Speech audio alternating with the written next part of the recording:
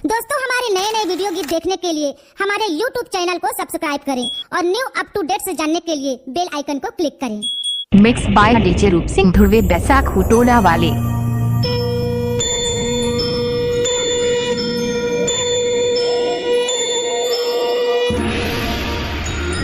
जब जब पीर परे भगतन परे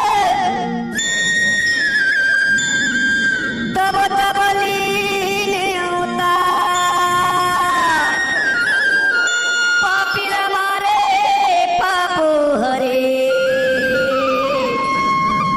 हरे भुवन के भान हरे भुवन के भान। डीजे रूप सिंह धुर्वे का बाएं हाथ का खेल बना कर डालने से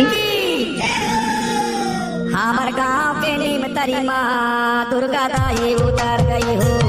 हमार गाँव के बर्तन माँ महामाया उतर गई हो।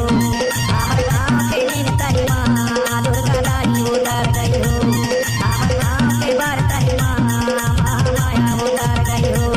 दुर्गा दाई उतर गई हो। महामाया उतर गई हो। दुर्गा दाई उतर गई हो। महामाया उतर गई हो। हमार गाँव के नीम तरी महामाया उतर गई हो। हमार गाँव के बर्तन माँ दुर्गा दाई उतर गई हो। मिक्स बाय डीजे रूप सिंह धुर्वे बैसाख हुटोला वाले।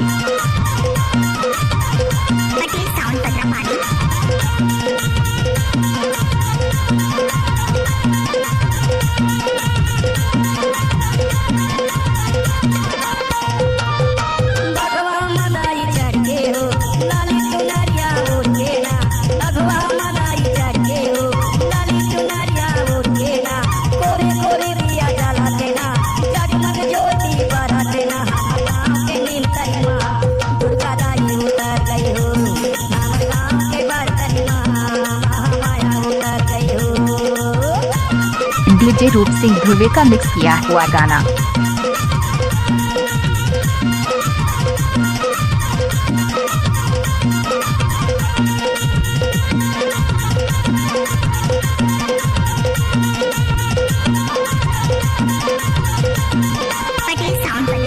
जैते कुंवर के महीना माँ गाँव शहर के मंदिर माँ। जैते कुंवर के महीना माँ गाँव शहर के मंदिर माँ।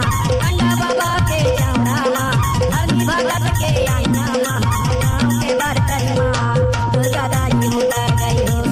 हमार गाँव के नीम तरी माँ महामाया उतर गई हो।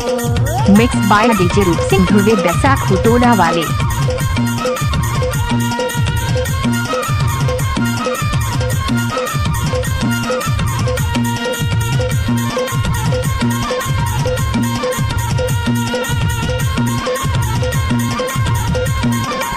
प्रेम से बोलो जय माता आगे बोलो जय माता। प्रेम से बोलो जय माता आगे बोलो जय माता। जाते बोलो जय माता सब कोई बोलो जय माता। गाँव के बर्तन माँ दुर्गा दाई उतर गई हो। हमार गाँव के नीम तरी माँ महामाया उतर गई हो। दुर्गा दाई उतर गई हो। महामाया उतर गई हो। दुर्गा देवी उतर गई हो। महामाया उतर गई हो। हमार गाँव के बर्तन माँ दुर्गा दाई उतर गई हो। हमार गाँव के नीम तरी माँ महामाया उतर गई हो। हमार गाँव के बर्तन माँ दुर्गा दाई उतर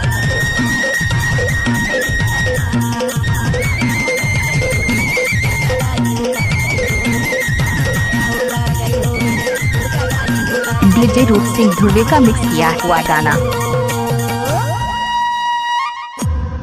C-Log Digital Record.